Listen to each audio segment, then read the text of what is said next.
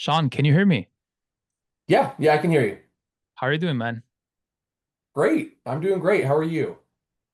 On my lane, on my field. I'm doing great as well. So, Sean, first off, just thank you for taking the time to hop on this call. As you may see in other testimonials, we like to do this call just to share, to have you share your experience that you had working with us at Tax Prime. And I like to keep this conversation very casual and very authentic. So, to start off, can you just tell everyone watching a little bit more about what do you do on your business? Actually, how was your tax situation look like before you started working with us? Mhm. Yeah, man, of course. Happy to share my experience. Yeah, so I run an e-commerce brand, outdoor lifestyle products, mostly direct to consumer through our own site and Amazon. And I started it about 8 years ago, just me in my garage with one product. And for the first 5 or 6 years, it was modest. It was, decent business. It paid the bills, growing slowly. And then about probably 2 years ago, 2.5 years ago, everything kind of took off at the same time. We hit our first really big year. So we hired a team, and last year we cleared just over 2 million in profit, which is great, Right. except I had absolutely no idea what I was doing on the tax side, like none. Gotcha. Yeah, I mean, that's pretty much the archetype of clients that comes to us. They just file their taxes. They don't have idea on what is actually possible outside that. But let me ask you this. What was happening with your taxes before? Yeah, good question. So I had a bookkeeper and I had a CPA who filed my return every year. Mhm. And honestly, the first 6 years of the business, it didn't really matter. There really wasn't enough profit to make a huge difference either way. Yeah. But last year we crossed seven figures and I got my tax bill back from my CPA and it was like $400,000. And I remember sitting at my desk, kind of staring at the number because I knew that it was technically right. Like we made money, and obviously you pay taxes when you make money. All right. But I also had this feeling like there's no way this is what successful founders actually pay. Like this can't be right. Gotcha. Okay. So you started looking on internet how to kind of pay less in taxes, right? Yes, yep, that's exactly it. So I'm the type of person that I kind of went on a deep dive. I read everything. I listened to like 50 podcasts. And what I figured out pretty quickly is that there's this whole world of tax planning that nobody had ever talked to me about. My bookkeeper wasn't going to talk to me about it because that's not her job.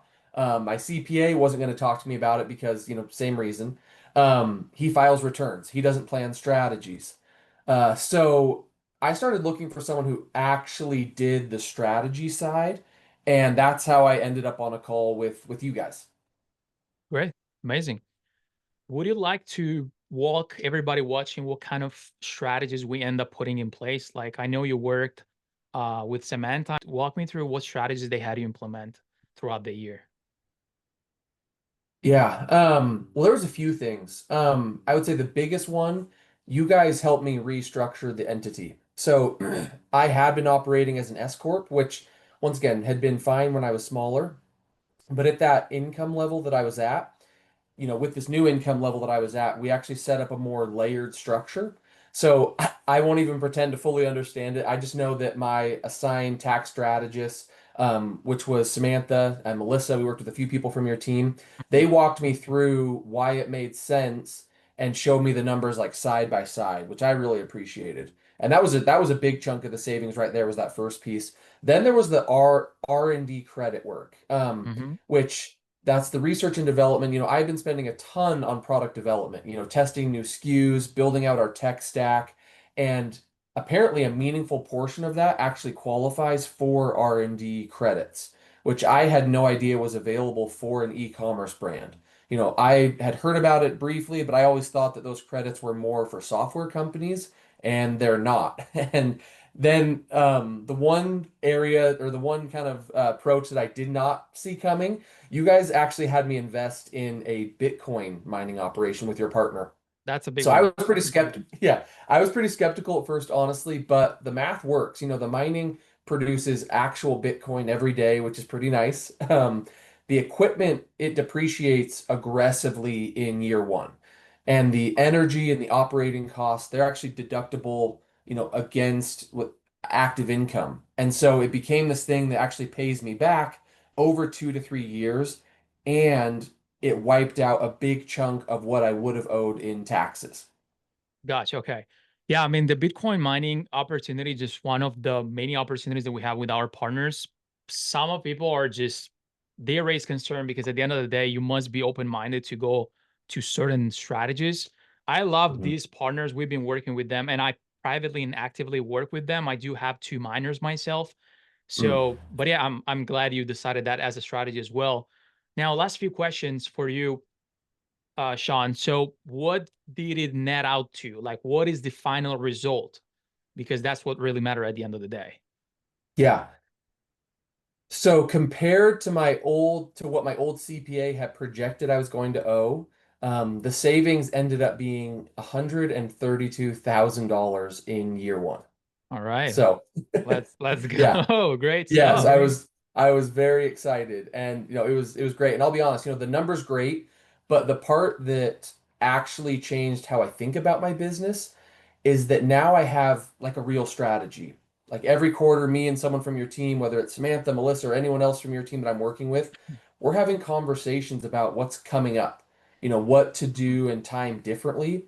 Also, I love the approach of, what investments to make for tax reasons that also make sense for the business. It doesn't feel like a traditional tax service. It feels like having, I've described it to other people. It's kind of like having a CFO who happens to specialize in taxes. That's kind of how I think about Yes, it. 100%. All right, cool. Last question I have for you, and I'll not take more of your time. If somebody is watching you and is like on the fence or uncertain about this, what would you say to that person? What would you say to them? Yeah, another great question. I'd say the part that, nobody told me, which is the tax side of your business, it scales the same way the revenue side does. You can't just keep doing what you did when you were small. So the strategies that worked or that work at, 50,000 in profit, they do not really work the same at $1 million in profit. And the strategies that work at 1 million don't work at five. So if you're scaling, you need somebody whose actual job is to think about this stuff. Otherwise, you're going to be like me and look at your tax bill one year and feel exactly what I felt, which is you built this great thing and then half of the upside just evaporated because nobody was watching the back end. Right. So, I guess I just say that if you have money and capital to invest into, one of your strategists or, just take the call. That's it. I don't think you're ever going to regret that phone call. All right, Sean, you're the legend, man. Appreciate you. Yeah, no worries. Great connecting.